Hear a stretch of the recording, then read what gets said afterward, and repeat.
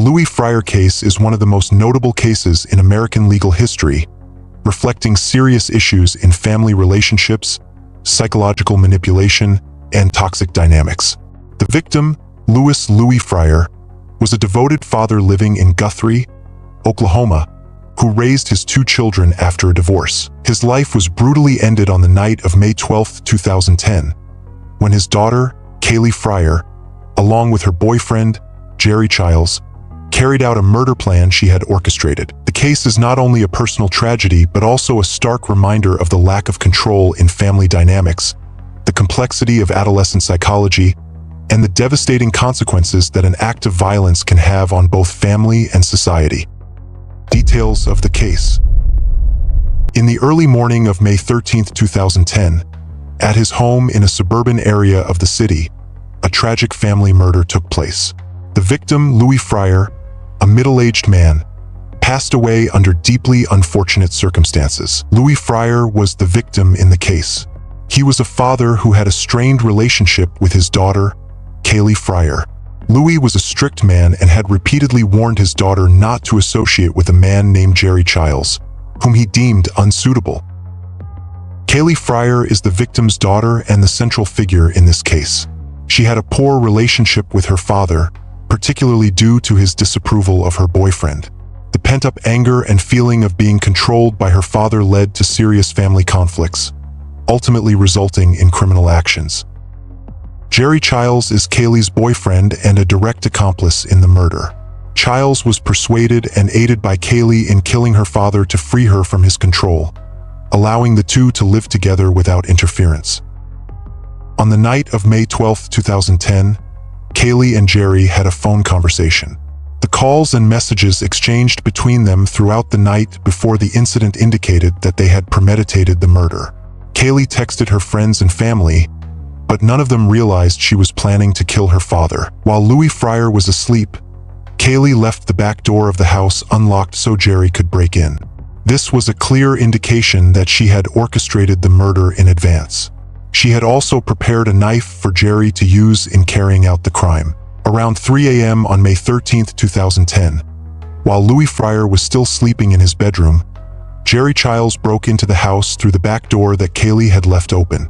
There were no signs of forced entry or resistance, indicating that the victim was attacked unexpectedly. Jerry used a knife to stab Louie Fryer multiple times in the body. The wounds were primarily focused on the chest and abdomen, suggesting that these were intentional stabbings meant to kill him instantly. However, throughout the incident, there was no sign that Louie Fryer strongly reacted or fought back against the attacker, which could indicate he was attacked while asleep or unable to respond. An important factor was the lack of signs of a struggle or fight in the bedroom, leading police to suspect that the crime may have been staged to look like a typical robbery gone wrong. No valuables in the house were disturbed or stolen, which suggests that the primary motive of the killer was not theft. After the murder took place, Kaylee Fryer called 911 at 7 a.m. to report her father's death. She stated that when she woke up, she found her father dead and didn't understand why he had been killed.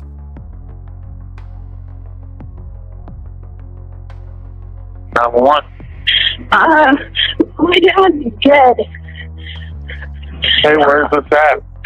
My house. There's blood everywhere. I can't go in there. Who's your dad's name? Louie Fryer. She didn't wake me up in the morning. His car's gone. Everything's gone. Is there blood? You said there's blood everywhere? Yes, there's blood all over the floor. I tried to wake him up, but he didn't wake up. I have him en route, okay? Yes. Stay calm, okay? I've never seen a dead body before. However, the police soon noticed that Kaylee's story did not match the evidence at the crime scene. She could not fully explain the traces at the scene, and there were several suspicious points in her testimony, particularly the calls and messages between her and Jerry before the incident. One notable point was that while Kaylee appeared neither concerned nor distressed about her father's death, she remained quite calm and was not surprised when she discovered he had died.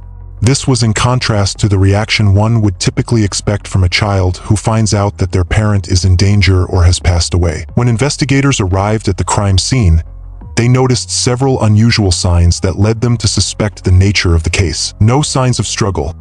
Neither the victim nor the killer showed any obvious signs of a struggle or resistance. This suggests that the victim may have been attacked without having time to react. No signs of forced entry. Although the case was believed to be a robbery murder, there were no signs that anyone had broken into the house to steal. All the property in the house remained intact, with nothing missing. Back door undamaged. The back door of the house, through which the killer may have entered, showed no signs of forced entry. This led the police to suspect that the case was not a typical robbery murder. An analysis of the mobile phones of Kaylee Fryer and Jerry Childs revealed a series of calls and messages between them on the night before the murder. This data showed that the murder had been planned in advance and was carried out at the exact time that Kaylee and Jerry had agreed upon. The investigation process. The investigation into the Louie Fryer case was far from simple, and from the moment the crime occurred, there were many suspicious signs and contradictions in the testimonies of the key witnesses, particularly Kaylee Fryer, the only person present in the house at the time of the incident. On the morning of May 13, 2010, after Louie Fryer was found dead in his bedroom, the police began their investigation. Kaylee Fryer was the one who called the police at 7 a.m. to report that her father had been attacked while sleeping. She claimed that when she woke up, she discovered Louie was dead and immediately called 911. However, investigators noticed several abnormalities in Kaylee's statement. She said she had slept through the entire night and knew nothing about her father's death. However, several signs at the scene led them to doubt her story. Signs of struggle. Although Louie Fryer had been attacked and stabbed multiple times, there were no signs of a struggle or strong resistance from the victim. This suggests that Louie may have been attacked unexpectedly while asleep or unable to react. Back door undamaged. Although this was a murder inside the house, the back door, a likely point of entry, showed no signs of being forced open, with no fingerprints from an outsider. This suggested the crime may have been staged to look like a break-in. No disruption of belongings. The items in the house were not disturbed, and there were no signs of a break-in for theft. This indicated that the killer had no motive for robbery. These details began to paint a murky and unclear picture, leading the police to suspect that the case might not be a typical robbery murder. The police continued their investigation and conducted a thorough examination of the crime scene.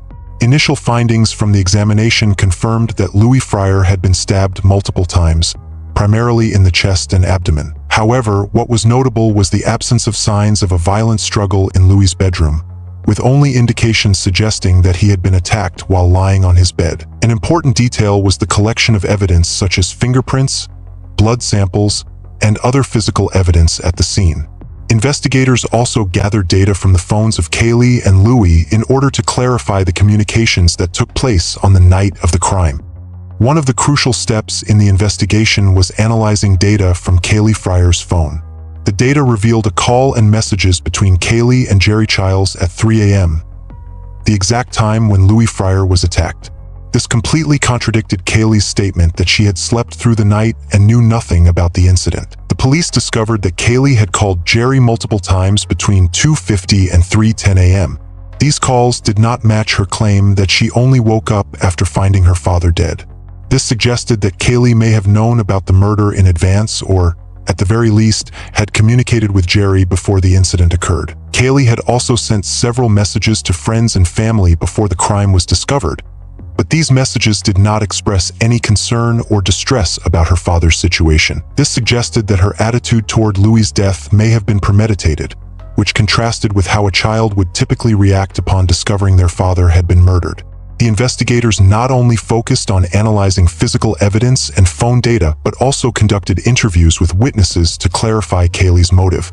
Kaylee's friends revealed that she had a significant conflict with her father over her relationship with Jerry. Louie Fryer had ordered Kaylee not to see Jerry, whom he considered unsuitable for his daughter. As a result, Kaylee felt controlled, and her feelings of anger and frustration toward her father grew increasingly intense. Interviews with Kaylee's friends showed that she had negative thoughts about her father and had expressed an intention to escape his control. These details matched the evidence collected by the police, suggesting that Kaylee may have premeditated the murder. After clear evidence showed that Jerry had been in contact with Kaylee at the time of the crime, the police began working with Jerry to uncover more details about the incident. Initially, Jerry denied any involvement and claimed he knew nothing about the murder. However, as investigators continued to confront him with physical evidence, Jerry was forced to admit the truth. Jerry stated that Kaylee had convinced him to kill her father by claiming she was pregnant, and that the murder would allow them to live together without interference. She also provided Jerry with a knife and opened the door for him to enter the house. Jerry then carried out the murder, stabbing Louie Fryer while he was asleep. A Guthrie teenager accused of planning her father's murder will stand trial. Investigators say 15-year-old Kaylee Fryer convinced her boyfriend to do it. But now Jerry Childs is testifying against her. And Eyewitness News 5's Amanda Guerra spoke to the girl's mother, why she says Kaylee is innocent. It's awful, you know? I mean, especially when she's innocent. No matter what anyone says, Trisha Wheeler Fryer believes her daughter Kaylee is innocent. From what she's wrote me and what she's told me, I'm her mother. I mean, I can tell when she's lying when she's not. I don't think she has any involvement. Kaylee, just 15 years old, is charged with first-degree murder in her father's death. Prosecutors say she convinced her boyfriend, 21-year-old Jerry Childs, to kill her dad. Today in court, Childs told the judge the night of the murder, Kaylee left the back door open for him and told him where he could find a knife.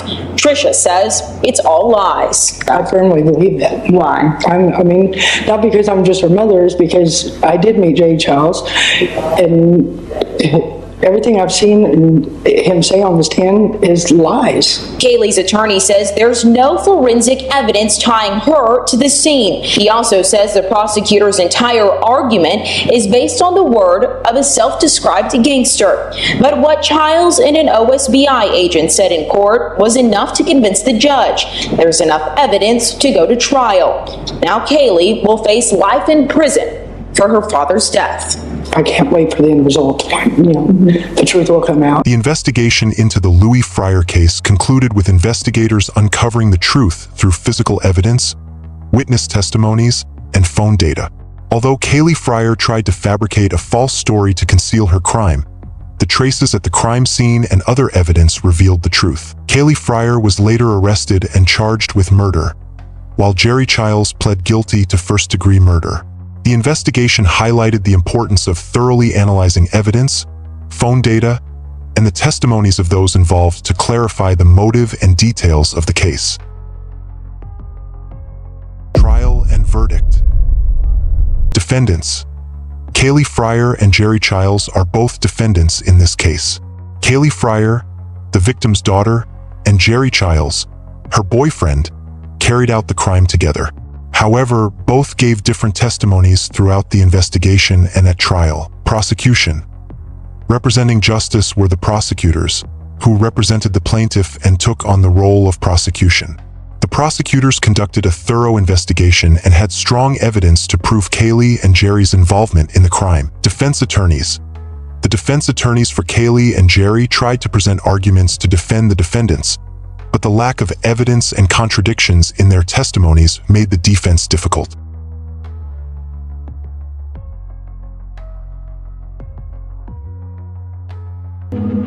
Today at the Logan County Courthouse, Kaylee Fryer was sentenced to life in prison with the possibility of parole. Her attorney says even he's confused, saying Kaylee says she misses her dad. You know, she misses her father very much, and she has really been as flabbergasted as anybody else over this entire case. In court today, Kaylee was hard to recognize. Once a blonde, her hair now dark, never once glancing at the crowd where her aunts and grandfather sat. This is the most emotion she's shown in front of the judge and jury, as Kaylee wiped away a few silent tears when she heard her sentence. Kaylee's attorney doesn't think a 15-year-old girl should go to a prison where the average inmate's 37. The biggest problem is that she's going to serve a very long sentence and is likely to survive it. And my concern is, what kind of a person are we going to reintroduce into society? We tried to speak with Kaylee Fryer's family as well. They said they had nothing to say to the media, and then they said it for at least a year until her next parole hearing, they can feel safe. The trial was held after a lengthy investigation, with numerous pieces of evidence presented to prove Kaylee and Jerry's guilt. Key pieces of evidence included mobile phone data, calls and messages between Kaylee and Jerry throughout the night before and the morning of the crime were analyzed. This data showed that they had planned the murder, directly linking the defendants to the crime.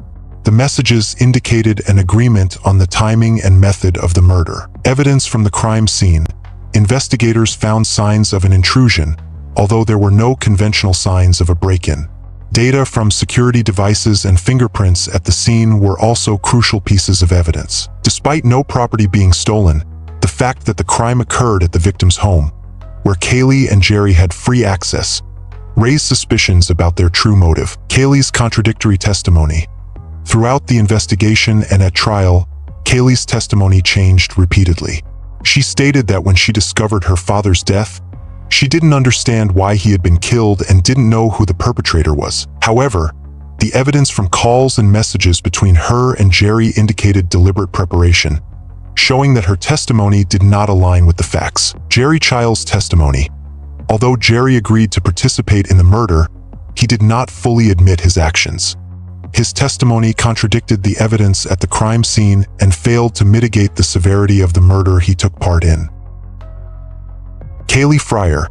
Throughout the trial, Kaylee and her defense attorney tried to argue that she was merely a victim of her father's control and had no intention of killing him. However, the fact that she actively invited Jerry into the house and prepared the tools for the crime disproved this defense. Her actions could not be overlooked, as they clearly indicated direct involvement in the crime. Jerry Childs. Jerry justified his actions by claiming he was simply following Kaylee's instructions and had no real intention of killing the victim. However, Jerry's participation in the preparation and execution of the murder cannot be considered the actions of an innocent person. He could not deny his involvement when faced with the evidence and proof. Looking ahead, a 15-year-old girl charged with her father's murder is expected to face a judge today. The prosecutor argued that the murder was not a spontaneous act, but rather the result of a premeditated plan. Evidence from the mobile phones and conversations between Kaylee and Jerry proved that they had planned the crime and carried it out intentionally. The prosecutor emphasized that this was a family murder, with a clear motive rooted in the conflict between father and daughter and Kaylee's defiance toward her father. Ultimately, the court concluded that both Kaylee Fryer and Jerry Childs were guilty of the murder of Louie Fryer. Although Kaylee attempted to defend herself by blaming her father's control over her, the strong evidence from phone calls, text messages, and her preparatory actions proved that she actively participated in the murder. The court declared Kaylee Fryer and Jerry Childs guilty of first-degree murder and complicity in the crime. Both were sentenced to life in prison without the possibility of parole.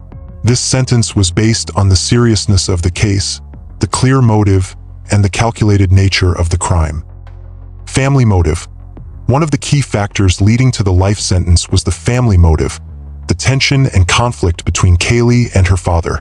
The court concluded that this was not a random murder, but a premeditated act of revenge. Thorough preparation. The court also noted that the defendants had carefully planned the murder, including communication, planning, and choosing the right time to carry out the act. This demonstrated the seriousness and intentional nature of their actions. Analysis of the case details. Family conflict. One of the key factors to analyze is Kaylee Fryer's motive for killing her father, Louie Fryer. The relationship between Kaylee and her father had been tense for some time. According to Kaylee's testimony, her father was controlling, strict, and did not approve of her personal choices, especially her romantic relationship with Jerry Childs. Louie Fryer was not only a strict father, but also disapproved of his daughter having a boyfriend. Family conflict is a common motive in murder cases, when a child feels trapped by parental control, leading to extreme actions. Although Kaylee may not have directly admitted it, these factors may have contributed to her decision to plan her father's murder. Kaylee Fryer. The psychology of Kaylee is an important factor to analyze in understanding her actions. She may have been under significant psychological pressure due to the tense relationship with her father and the feeling of being controlled. However, Kaylee's active involvement in planning her father's murder shows that it was a calculated act, not an impulsive one. Her participation in the crime also highlights a cold, detached attitude and a lack of empathy for the victim, which increases the severity of the crime. Kaylee may have been dealing with psychological issues or driven by feelings of hatred and a desire to escape her father's control. However, her careful preparation for the crime suggests that she had a clear understanding of her actions and did not show any remorse throughout the investigation. Jerry Childs. The psychology of Jerry may be more complex, as he agreed to participate in the murder without a clear motive. However, his involvement in the crime and his support of Kaylee might suggest his dependency on her, especially in a romantic relationship to which he may feel deeply attached. Jerry may have been drawn into the criminal act due to his inability to refuse his girlfriend's request or a lack of strength to fully comprehend the consequences of his actions. Jerry's participation in the murder with Kaylee, even if influenced by her persuasion, shows that he lacked the ability to make independent decisions and did not fully recognize the gravity of the crime. No signs of forced entry. One of the notable details at the crime scene was the lack of signs of forced entry into the victim's house. This suggests that Kaylee and Jerry may have had free access to the house or were invited in without suspicion. The incident occurring within the family indicates that the murder was not a random act of violence, but rather one that was carefully planned. Bloodstains and physical evidence. The presence of bloodstains and other physical evidence at the scene indicated a struggle between Louie Fryer and the defendants, or possibly signs of resistance from the victim. These details help clarify the level of violence in the case, showing that the murder was not a simple act, but involved intense force during its execution. Mobile phone data. One of the key pieces of evidence that undermined the defendant's testimonies was the messages and calls from Kaylee and Jerry's mobile phones. These communications not only reflected their preparation for the murder, but also showed the agreement and specific plan between the two. This made the defendant's defense unconvincing, as their actions were deliberate and clearly part of a premeditated murder. Security camera evidence. Surveillance cameras near Louie Fryer's house captured suspicious footage related to the presence of Kaylee and Jerry. This evidence helped confirm the relationship between the defendants and the victim, and clarified that they were at the scene at the time the crime occurred. Inconsistent testimonies of the defendants. One of the key factors in the case was the inconsistent testimonies of Kaylee and Jerry, which contained numerous contradictions. Their statements shifted from denial to partial admission of the murder. This suggests that they were attempting to avoid responsibility and minimize their culpability. The involvement of multiple parties in the case. The case not only involved Kaylee and Jerry, but also had influences from external factors, including family dynamics and relationships with others. However, the evidence primarily focused on the actions of the two defendants, which helped clearly identify the primary perpetrators of the crime. Significance and lessons. Impact of family tension. The strained relationship between Kaylee and her father, Louie Fryer, was a key factor leading to the crime. Lack of communication, understanding, and excessive control within the family created psychological stress, which could result in violent behavior. It is important to establish a healthy family environment that is safe, open, and respects the personal rights of children. Lack of love and understanding. In family-related cases, the absence of love and empathy can turn relationships into burdens, leading to feelings of abandonment and extreme actions. Kaylee might have felt neglected and lacked empathy from her father, making it difficult for her to communicate with him and leading her to resolve the conflict through extreme measures. Importance of understanding personal psychology. The case serves as a wake-up call about the importance of understanding personal psychology, especially for young people who are more vulnerable to external influences. In Kaylee's case, her unstable mental state, feeling controlled, and lack of autonomy may have increased the likelihood of her committing the crime. Timely psychological support from family, teachers, and the community is crucial to preventing criminal behavior. Influence of emotional relationships on behavior. A significant lesson from this case is the powerful influence emotional relationships have on human behavior.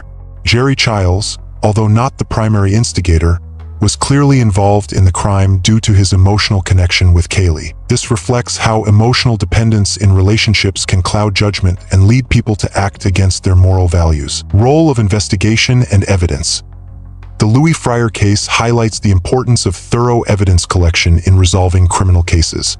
Critical evidence, such as mobile phone data and security camera footage, helped uncover the truth about the murder and clarify the contradictory testimonies of the accused. Modern investigative methods, such as digital data analysis and video surveillance, help clarify case details and ensure fairness in the legal process. Warning about manipulation.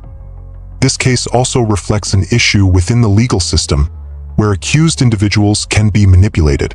Jerry Childs may have been influenced by Kaylee and not fully understood the criminal act he was involved in. This lesson emphasizes the need for legal measures to prevent individuals from being wrongfully accused or coerced into committing crimes. Resolving conflicts peacefully and responsibly. A key lesson from this case is that conflicts in families and society should be resolved through peaceful, responsible, and respectful means.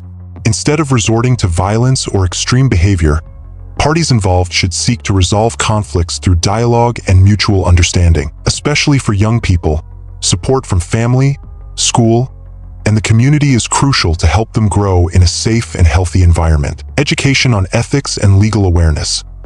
The case highlights the need to enhance education on family dynamics, psychology, and the law at an early stage. Educational programs in schools and community activities should help younger generations understand the value of life, respect for life, and the legal consequences of criminal behavior. Conclusion and lessons learned. This case is a clear example of the consequences of a lack of understanding and support within a family. Kaylee's manipulation and Jerry's violent actions resulted in an unforeseeable tragedy that affected not only the family members, but also the community. It serves as a reminder of the responsibility parents have in raising their children and the potential dangers of ignoring signs of conflict within a family.